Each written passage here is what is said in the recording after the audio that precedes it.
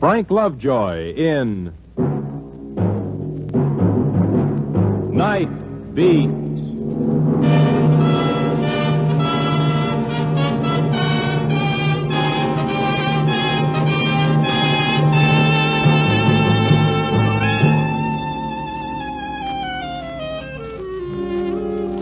Hi, this is Randy Stone. I cover the night beat for the Chicago Star, which is as good a way of making a buck as any if you like walking and nobody's hiring mailmen. Yeah, I'm real bitter tonight. It all began with a column I wrote, a few months ago, about a fire in a little nightclub over on the north side and the panic that followed. Afterwards, I couldn't get that panic out of my system. Human beings reduced to the level of animals. All they had to do was walk calmly out of the building. But no, they tore and smashed and clubbed and clawed, not caring about anything but their own precious skin. And so 3 people were trampled to death. It griped me, and I wrote in my column that we were all a lot closer to the jungle than we realized when human beings could act so vile and so ugly in the face of fear. A couple of hours later, the galley sheet of column was tossed on my desk, and, as usual, the proofreader had found a dozen mistakes in my spelling. But something else was added. Across the story was written, "Too bad the human race doesn't come up to your standards. Signed, Fraser." I don't know, maybe I was feeling a little bad about the column myself, but it kind of got under my skin. I put in a call to the proofreader's desk to have Mr. Fraser drop around. I'd hardly hung up the phone when a little dame about 70 years old, 5 feet tall, but hard as nails, came down the aisle. Pencils sticking out everywhere from her gray hair and her celluloid eyeshade firmly in place. Mr. Fraser's been dead for 38 years, but if you don't mind talking to his widow... Now, sit down. I just called you over to punch you in the nose. Oh, you want to do it here, or should we go down to the alley? I'll take a rain check. It's too soon after Mother's Day. You burned me up, putting yourself on a pedestal. Shame on you. Well, you weren't at that fire. You didn't see those nice human beings tear at each other like tigers. And you've never really been afraid, have you, Mr. Stone? Oh, I don't know. Of course you don't know. That's what makes me sore. You don't know what real panic can do to you. It can tear you apart. It can poison you. Don't kid me, Fraser. You've never been afraid of anything in your life. Oh, not much I wasn't. You ever hear of the lakeside? No, that was when you were still in Cotton Triangles. Well, it was a vacation ship, and it tipped over in Lake Michigan, and I was on it. And let me tell you something, laddie boy. I tore and clawed and ripped with the best of them. Sure, I was ashamed afterwards, but it left me with something more than shame. It left me with understanding.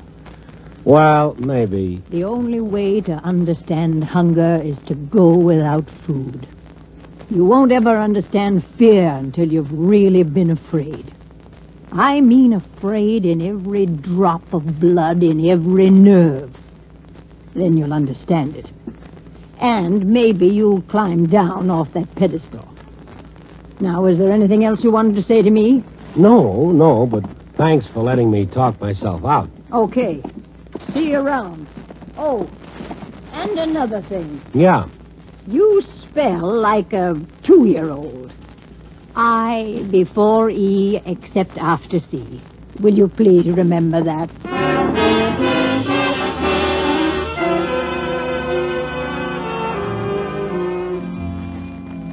She was a doll. I wasn't going to argue with her about anything, spelling or fear.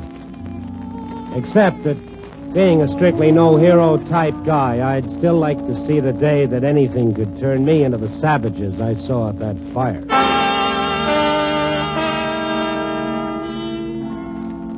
And that was the end of it. For a few months, anyhow. Until I got the letter. This letter was on top of the pile. Nothing unusual about the envelope, no return address. Postmark, Winona, Illinois. Dear Mr. Stone, I am mailing this letter so that you will receive it on May 24th. It is important that you receive it then, because after that you would not receive it at all. You see, sometime between the evening of May 24th and the following morning, I am going to kill you. Oh, anonymous. Well, yeah, that figures. Going to kill you. I realize you will instantly decide that I am a harmless crackpot. Oh, instantly, brother, instantly. And I am counting on that to keep you from going to the police. Let me assure you that I have no motive for killing you. I know you only through your newspaper column, and you know me not at all. But then what motive has the hunter of the fox beyond the excitement of the kill itself? Brother. I selected you as my victim because as you walk the city at night, you make a very excellent target.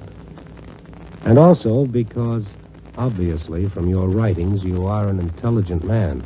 Well, flattery's going to get this kid nowhere. I am writing you about my plans because I want you to spend every second constantly on guard. I want you to wonder about your fate, wonder when it will happen, and how. A knife, a gun, poison. Whatever way I choose, I assure you I will trap you in a most unusual fashion. Well, thank you and good night.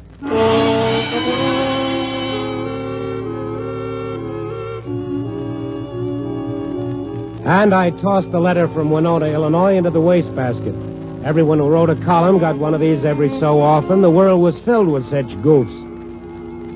By the time I started on my night beat that evening, I couldn't even tell you the exact words of the letter. By the time I made my regular stop at Gus's beanery around 9, the letter from Winona was gone from my mind. The beanery was empty. I went over to the counter. Evening, Mr. Stone. Hey, your paper called.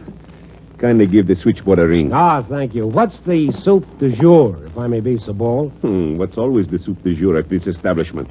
Whatever won't go down the garbage disposal, mixed with liberal amounts of Lake Michigan's finest. You make it sound heavenly. A large bowl. I'll call it.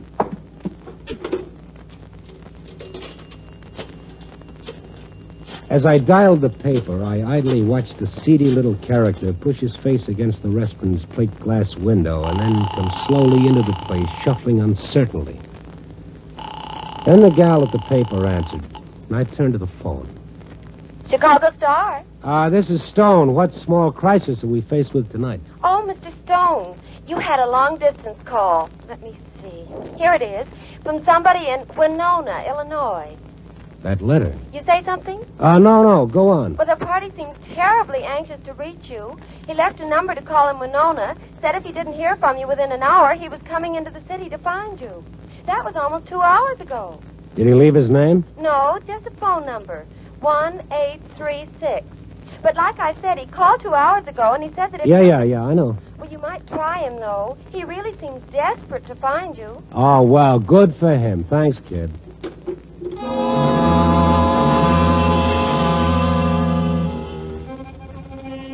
As I hung up the phone, I noticed that my stomach muscles had tightened ever so slightly, and the palm of my hand was just a little damp.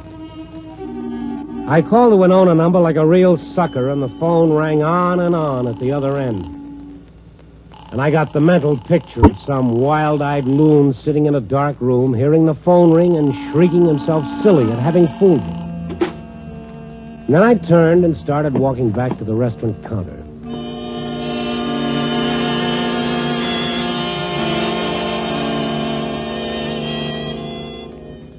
I noted that the seedy little character who'd come in while I was on the phone, with every seat in the restaurant empty, had chosen the seat next to mine. There he was, nursing a cup of coffee right next to my bowl of soup. I kind of smiled inwardly at the odd little feeling that gripped my knees for an instant and was gone. I sat down beside him, looking at his reflection in the long mirror behind the counter. A watery-eyed, moth-eaten little character in a frayed coat. I salted my soup, reached for the spoon, And then I realized humorously that the feeling that had been in my knees was now in my wrists. Let's face it, Randy, old boy, old kid, old top, this is undoubtedly the killer, and he has unquestionably spilled strychnine into your soup. I grinned to myself, wondering why the grin kind of caused my lips to ache. And then I dipped my spoon into the soup.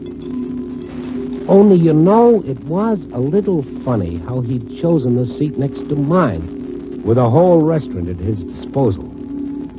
The spoon of soup was on its way to my lips, and that odd feeling had now settled in my elbow. Knock it off, I thought. Act your age. You're a big boy, Randy. Drink the soup. But it was an amusing thought. I mean, Winona was only 40 miles from Chicago, and he would have had time to get here by now. The soup, kid, yeah. Well, the soup had reached my lips, and my eyes automatically went to the big mirror. He was staring straight at me, expectantly. I put the spoon down. Gus, come over here, will you? Sure. What can I do for you, Mr. Stone? My soup got cold. How about another bowl? Sure thing. It's a break for the cat. Oh, no, not the cat. Huh? Why not the cat, friend? I'm sorry. Forgive me. I'll be going. Now, 1 second. Why not the cat?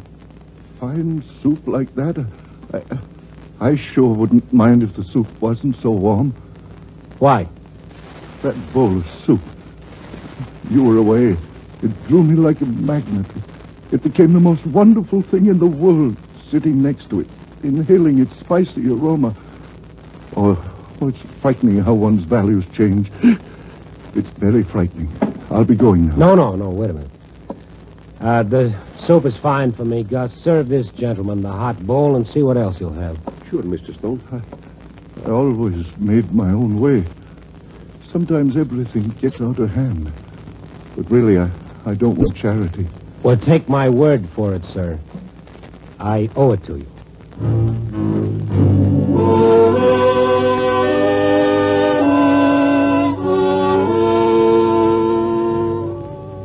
I left the beanery a little after 10, feeling like an idiot junior grade. Back to work, wandering the lonely places of the night, looking for my story.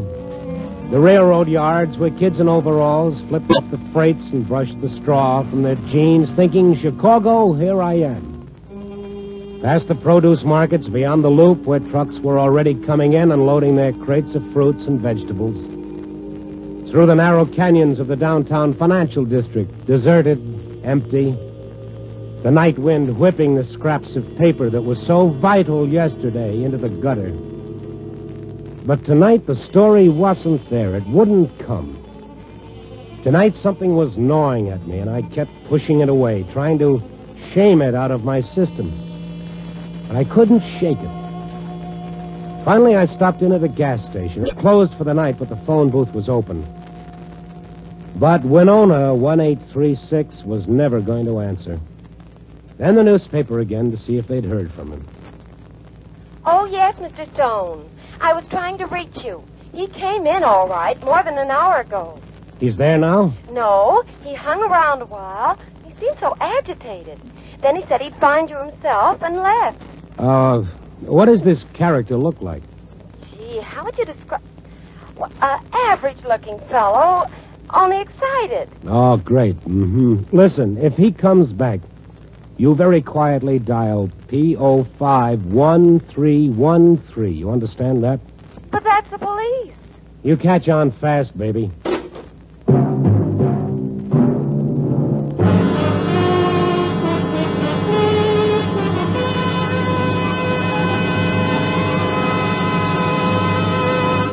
NBC is bringing you Night Beat, starring Frank Lovejoy as Randy Stone.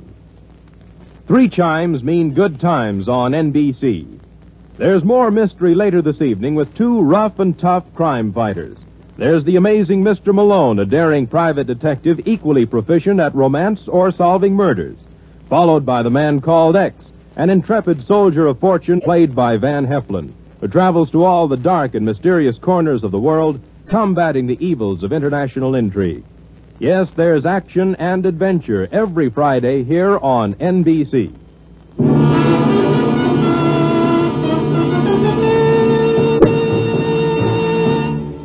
Now back to Night Beat and Randy Stone.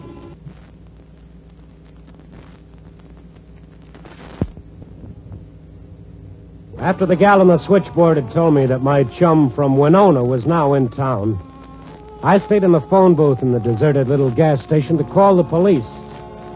A crazy man somewhere in the dark city looking for me. No, I wasn't having any. Hello? Oh, hello. Get Captain Barton. Barton speaking. Oh, Captain, this is Randy Stone of the Star. Yes, Randy. Look, some screwball is out gunning for me. I think I need some help. A little slower, Randy. I got a letter from this guy. I thought he was just a crank, but I can't understand you. Talk slower. Relax, Randy. This doesn't sound like you. Well, it is me. It's me, all right. Now, look, I don't know who this guy is or when he'll decide to move in. But it's not so good for the nerves, Captain. Now, wait a minute. Start from the beginning. And then I heard the sound. Someone tapping on the glass door of the phone booth. I turned. It was dark, but I could see his face, wild and excited. You hear what I said, Randy? Do it slow, and... I don't even remember hanging up the phone. I felt my throat closing up. He was a slight fella, his hands hammering against the glass door. They looked extraordinarily white and strong. I opened the door quickly. Thanks. Sorry to have to cut you short like this. But, boy, I think this is it. Huh? Her pains are coming every 3 minutes now. And the doc said when they start like that, to call him quick. Man, am I nervous. It's my first kid, you know.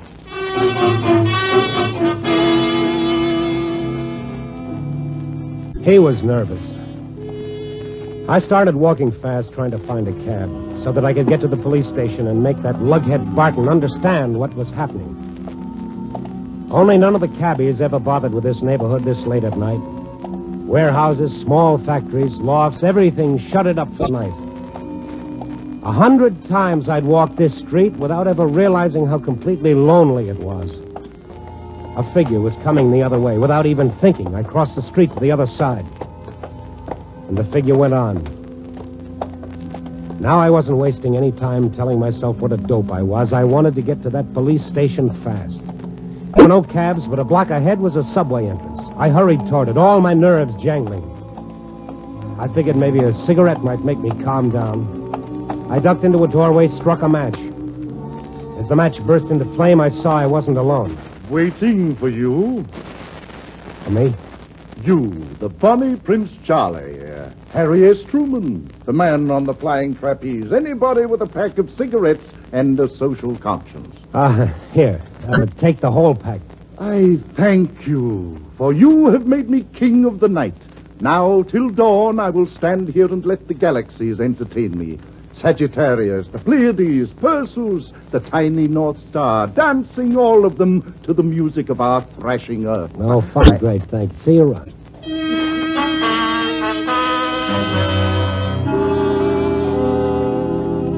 I kept on walking, thinking, Riley, any other night, what a kick I'd have gotten from shooting the breeze with a guy like that. Poet of the darkness, his study, any alley, any doorway of the city. But tonight, all I wanted was to reach the subway up ahead and get to the police. And then I was standing before the subway entrance. But it was dark, and across the entrance was the sign, closed after 10 p.m., Fullerton Station open. Fullerton Station, that was 4 blocks across town. Everything was against me tonight. The whole city was against me. Every building and every street. For the first time in my life, it was all strange. I hated it.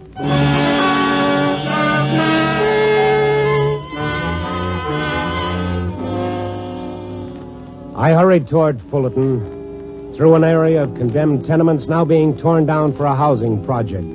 Everything broken and shattered against the night. But beyond the ruins, the lights of Fullerton Street, the subway, safety. The word had never meant much to me, but now it meant everything. I was walking very quickly, trying with all my willpower to keep from running. My heart beating too hard inside me and my nerves feeling them tighten. And I stopped. I looked around me frantically. Not another soul. The bulldozers and other heavy equipment standing alone in the streets. The smashed buildings, nothing else. Please, help. And then I realized the voice was coming from the building just to my right. An ancient, sprawling apartment house. 2 upper stories already demolished, but the lower part still standing. I rushed over to the building. The windows were boarded up, but the boards were rotting, and I tore one aside. Are you in here? Yes, please help me. Hurry. Track. Falling timbers. Hurry. I ran to the arched entrance of the building, also boarded up. Even in the darkness, I could read the large sign nailed across the front, Condemned, Danger. I tore the boards aside, and I went into the building. It was like looking into a cave. The faintest moonlight from outside revealed broken floors, smashed walls, and narrow hallways leading off in all directions. Hurry. Whoever you are, please hurry. I can't hold out much longer. Can't. I looked through my pockets for matches. There were none. I'd given them to the philosopher. Have any idea where you are in relation to the entrance? No. Came in by the drywall place. Wall collapsed. Oh, look, fella, I can't find you in the dark. I'll go for help. No, please don't leave me alone. Can't hold out much longer. Timbers pinning me down. Don't leave me. All right, but keep talking. I'll try to follow your voice. You tell me if my footsteps seem to be getting closer. Yes, fine, I will. Thank you. I went down what had apparently been the main hallway. Rooms arched off in every direction. I stumbled. I crashed through rotting floors, trying to reach them. Put to sleep. Empty room after empty room. Some dimly lit by the moon, most of them in deep, suffocating darkness. Keep talking. Your voice sounds closer. Okay, yes. You seem closer to me. I'd gone down at least half the length of the building. Once I looked back, and the front door seemed so far off now. It gave me a strange feeling. Fate really pulls tricks on you, doesn't it? You never know when it's going to catch up to you, or how, or where. Mister, why did you stop? Why did you say that?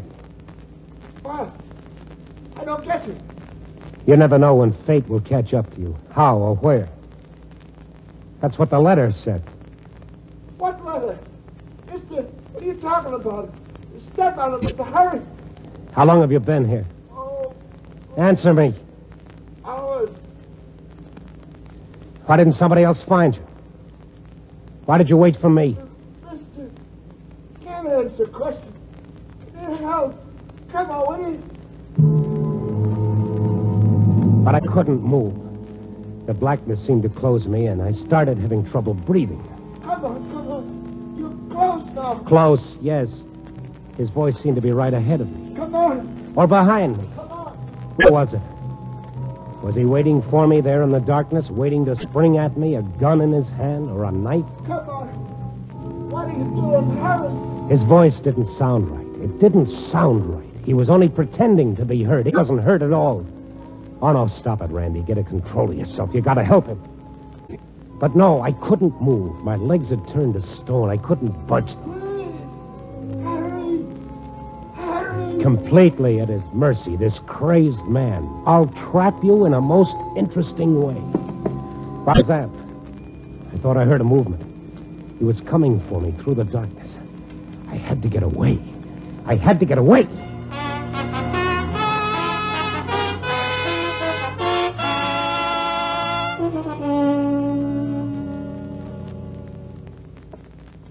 Sit down, Randy. Yeah, thanks, Captain, thanks. Hey, you look terrible. What's happened? Well, I started telling you over the phone. This crazed loon sent me a letter saying that he was going to kill me. He was going to trap me. I know all about the letter. The guy's right in the next office. The next office? Sure. He came into town a couple of hours ago. Send Mr. Harris in. He was here when you phoned. I was just kidding you along, and then before I could tell you, you hung up. But he couldn't be. Mr. Harris, this is Randy Stone, the man you've been trying to reach. Oh, Mr. Stone. You? You're the one who sent the letter? Oh, no. No. I'm the tenant there at the sanitarium. Sanitarium? Yeah, for the insane. It's a private one in Winona.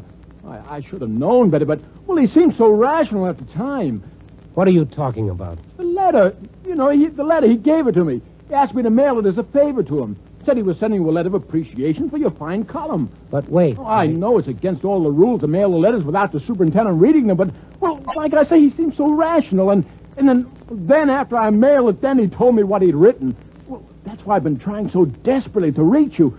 Because I could get fired if it ever came out that I... You mean he's up in Winona, locked up? Oh, sure.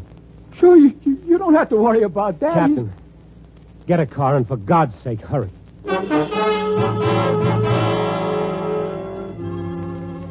Yes, the poor guy in the abandoned apartment was still alive when we got to him, but no special thanks to me. I felt like such a fool, I didn't know how I was going to live with myself. And then I remembered somebody. And even if it was just a little after 3 in the morning, I went calling. When she saw who it was, she reached for a coffee pot to bang me on the head, but when I told her about tonight, well, she added water and put the coffee pot over a high flame instead. So you had to wake me up to tell me what a bum you are, huh? Yeah, no different from the others. Clawing, tearing. And just why should you be different, lover boy? You a special design or something? After the Lord finished with you, he threw away the pattern? Okay. Don't you get it yet, brain? We're all in the same jungle. And fear is what keeps us there. And the only way we're ever going to get out is hand in hand. Well, that sounds great, but what about me? How do you ever get over feeling like a worm? Oh, there's a way. I'll give you some of this poisonous brew, and then I'll whisper the secret into your little pink ear.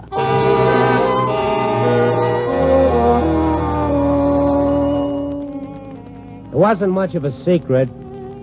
All she did was send me down to the office, back to the typewriter, to put it all down, every word, and in the first person. And you know, maybe it's the same with fear as it is with a lot of other things. As soon as you stop hiding it, as soon as you share it around, the sting is gone. But, brother, fear is a deadly weapon that makes the atom bomb look like a squirt gun. Maybe the day we all stop being afraid, maybe that's the day the new world they all talk about will officially begin.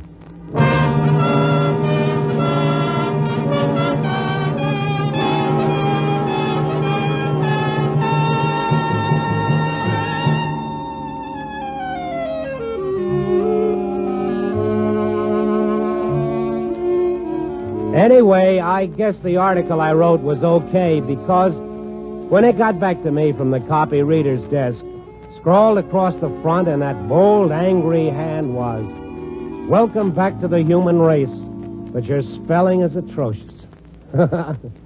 Okay, Fraser, I love you too. Copy, boy.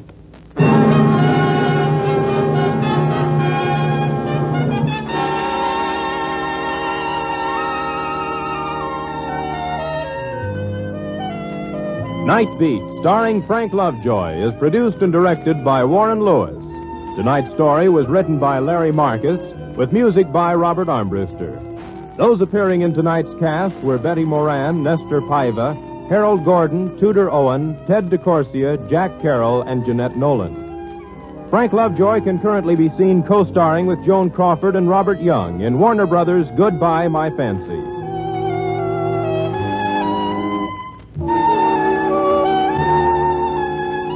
Listen next week at this time and every week as Randy Stone searches through the city for the strange stories waiting for him in the darkness.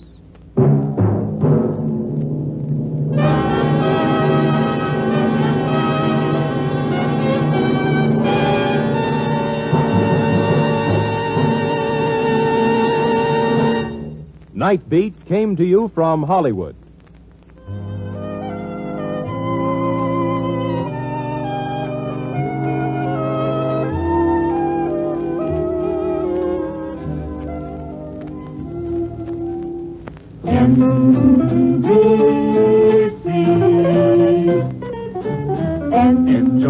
very best in radio. Be sure that you dial and write. Seems like the very best in radio. Morning, noon, and night is from this station. Morning, noon, and night, NBC. Hear the amazing Mr. Malone tonight on NBC.